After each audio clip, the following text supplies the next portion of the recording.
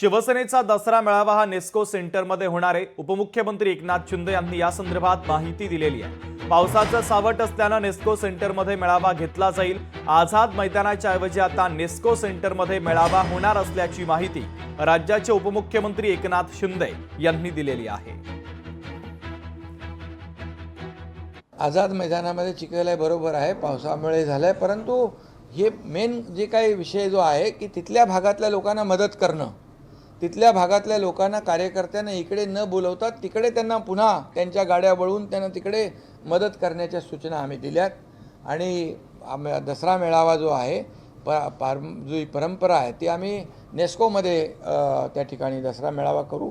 आणि हा दसरा मेळावा जो आहे शेतकऱ्यांसाठी आम्ही खऱ्या अर्थाने पूर्णपणे ही कार्यकर्त्यांची फौज आणि मदतीचा पूर्णपणे जे काही मदत जी आहे ती त्यांना देण्याचा निर्णय आम्ही घेतलेला आहे।